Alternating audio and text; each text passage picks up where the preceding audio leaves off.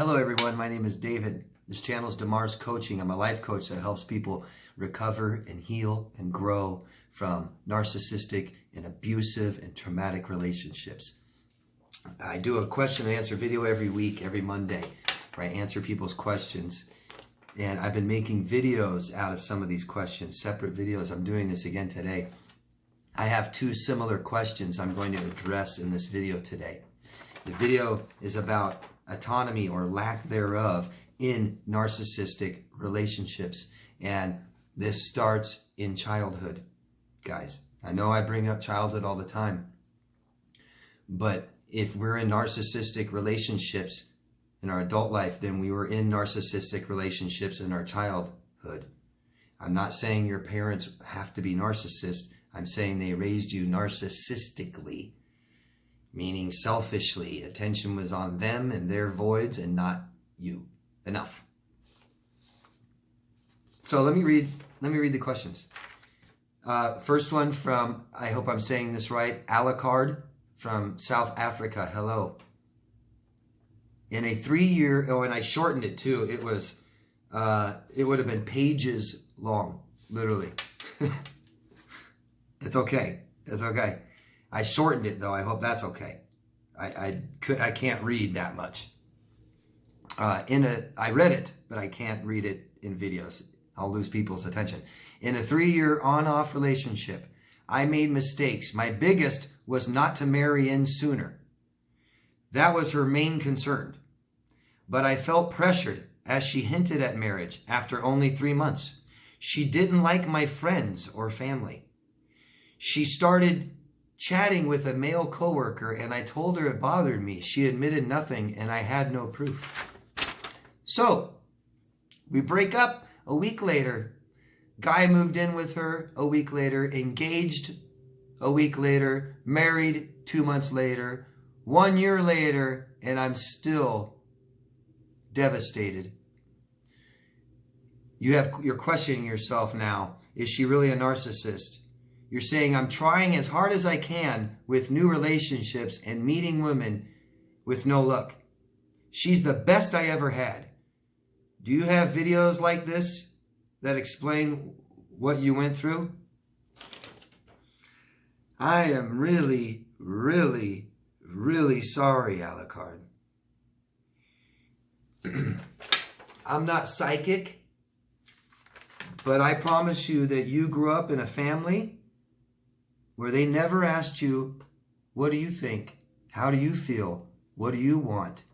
And they told you to be quiet, just jump. If we say jump, just put on the clothes we tell you to wear. Don't question anything we tell you. Just do it and be quiet and shut up and put a smile on. It's things like this. How do I know that? Because you're still doing it. You're still doing it. They trained you well. Not to benefit you. They trained you, your parents trained you to benefit them.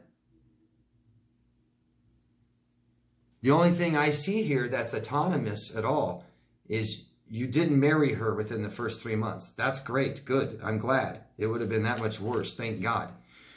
That you're very confused. She's not the best you ever had. Even if it's the only one you ever had. Right? It's like being in a competition with 10 people, but you're in 11th place.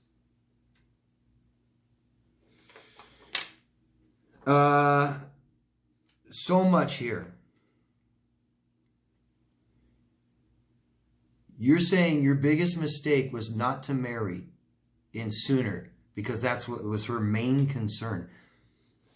To meet a human being, and the main concern you have about this other person is that they better marry you within 3 months. So, and this must have started even before 3 months. This is crazy. That just, I mean, that shows codependency like you've never, I mean, this is amazing. That you feel now, today, looking back, in hindsight, your biggest mistake was not to marry her sooner, even though you didn't want to. So you should have gone against how you felt even more. You didn't do it well enough. You didn't just be quiet with how you felt enough. You didn't go against who you are enough. You didn't want to, and you went along with that. You should have did what she wanted. Then you would still have her. Man, I'm so sorry you feel this way. I'm so sorry. There's no autonomy in this relationship, meaning you don't have a self in this relationship. That tells me you didn't have a self as a child. Autonomy is the first lesson we learn, really. When we're born, we're not the same person as our mother anymore. We're two different people now. You know how we learn that? Because we don't learn it until something happens, like a loud noise, and it brings on one emotion. And that's typically what we have as children. We're scared of everything because we can't do anything yet and we can't control our emotions. So fear, and I'm crying, and I look at mom, and mom's laughing. Oh, we're two different people, and our parents need to support that, promote that all the time from that point on. Your parents didn't. Your parents taught you their boundaries, not your boundaries. They didn't check in with you and say, how do you feel, Alucard? What do you want, Alucard? What did this person do to you? What do you want to do? So sad. It's the worst way to sabotage a child. Or the best way. But you want to sabotage your child? Parents support or sabotage. No autonomy, absolute sabotage. You don't have a self. We don't care. Not only that, but we're never going to teach you even how to do anything for yourself. We're not going to teach you how to give yourself anything you need, because we're not going to give you what you need. And we're going to teach you how to supply what other people need. And it makes you the perfect victim for a narcissist. Perfect. No self. Narcissists can't date people with a self, because they get sick of your opinions. They get sick of your wants. They get sick of your needs.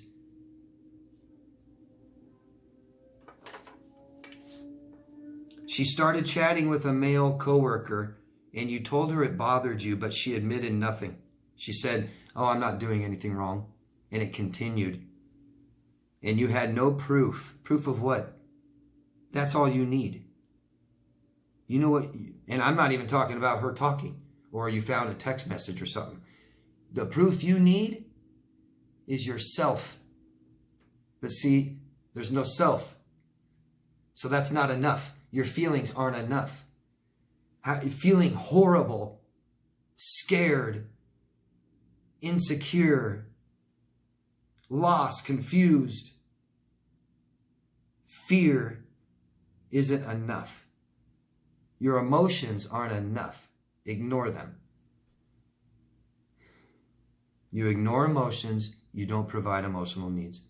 Period. You're not giving yourself what you need, Alucard.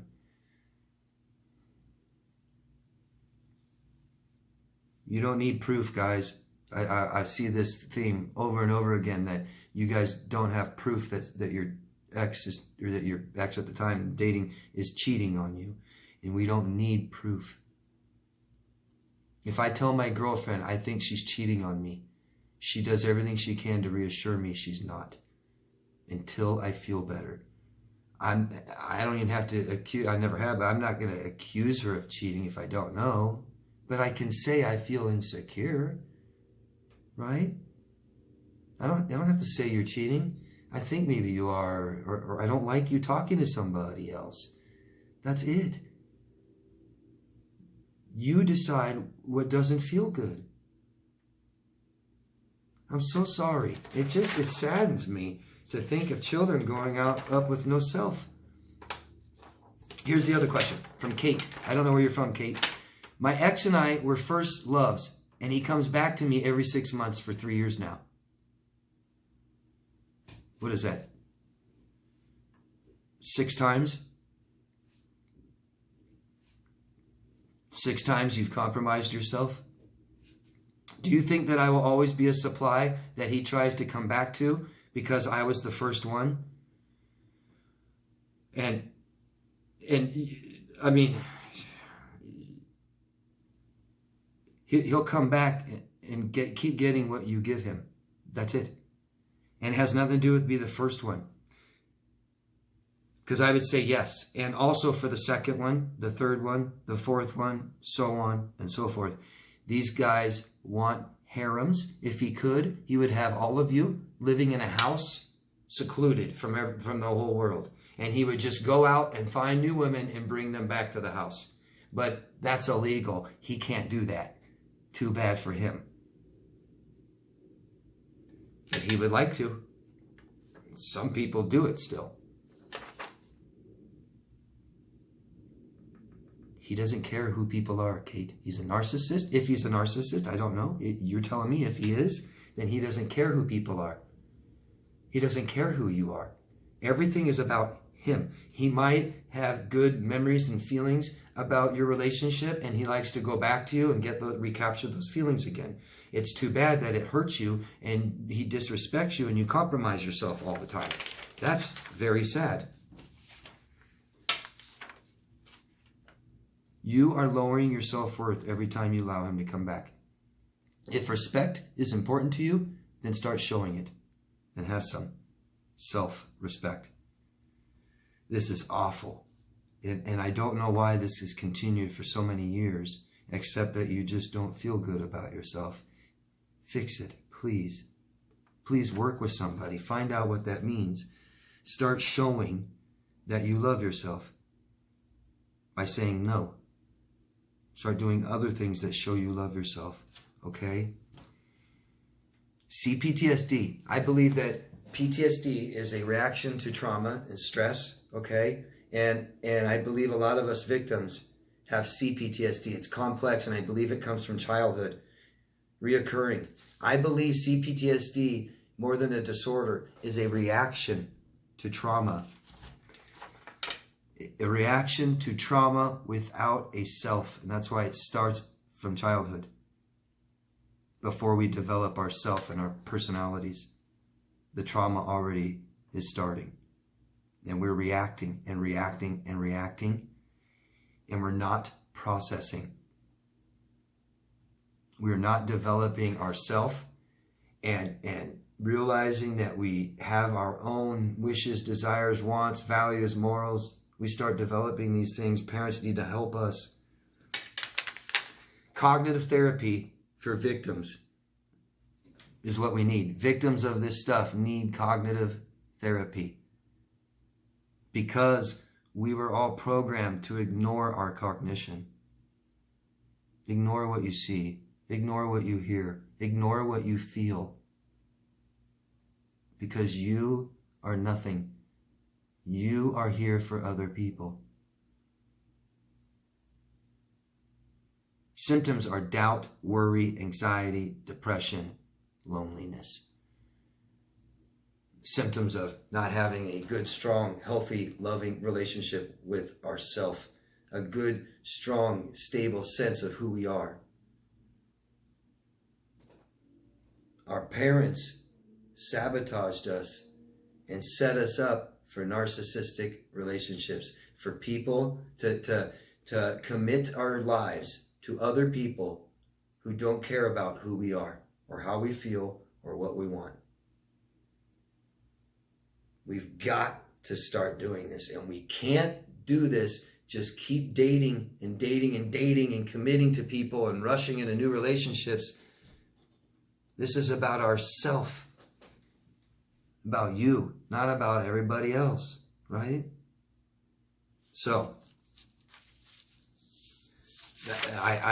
we really got to learn this and see this and understand this, and that's why I take everybody back to their childhood, so we can see where it started, so we can understand what we're missing, and that helps us begin to give ourselves what we need. We've got to understand and see things for what they are, because this is wrong. Kate and Alucard, you're not understanding. You're just totally concerned with other people and what they think and what they want, and not yourself. You're not realizing that you feel bad and you should do something about this. No one's ever taught you to remove yourself from danger. This tells me that your parents didn't do this when you were babies. Because when we cry and we reach out for our parents pick us up and comfort us and make us feel okay, but they remove us from danger. So we never experience it very much or for very long. So it's foreign to us. Instead of, we reach out to our parents and they're drinking, they're drunk, they're fighting, they're locked in their bedroom, they're at work all the time. Instead of stuff like that. So where danger is familiar, it's maybe part of our daily lives. And then it becomes a normal daily part of our lives and forever for adulthood. And it causes us all kinds of stress-related problems, from stomach aches to headaches to allowing people to abuse us, all the way up into suicide. We talk about boundaries, right? But if boundaries are communicating what you're comfortable with. The reason we have poor boundaries is so we don't listen to what we're comfortable with and not comfortable with. We ignore it and we don't care. We don't have a self. We're not good enough. Don't speak up how we feel. The codependent doesn't talk about how they feel. They talk about the other person all the time, right? They don't talk about them enough. They make everything about the other person. No self in relationships. You find yourself in codependent relationships, or you start dating someone codependent, you'll find out the whole relationship starts to be about you. This is perfect for narcissists. Perfect. I hope I answered both of your questions enough. If not, please keep asking me, both of you. I'm sorry. It's just sad. You guys are worried what you should do for someone else. Who cares? Do stuff for you. We don't let people come in and give ourselves away to people at will, especially people that hurt us and people that don't provide security and trust. And how you feel is enough. Someone makes you feel uncomfortable or bad, fix it. And it's not always left up to that person. It's up to you. It's your responsibility, not them. That's for sure. They can help you make you feel better, but if they don't, you're out. You are out. This is about communicating who we are, isn't it? And we don't have a clear sense of that, then we can't communicate it very well. Emotional neglect comes from emotional neglect in childhood neglect, and that childhood neglect means literally we missed out on conversation with our parents, and we think we're such good communicators. But if you're in narcissistic, abusive relationships, you can't communicate very well. I promise. I hope that helps. I'm just trying to look through this and make sure I answered you guys' questions enough. So if I didn't, just keep asking me, okay? Thank you, guys. Thank you, all of you. Love yourself first. I'll see you later. Thanks. Bye.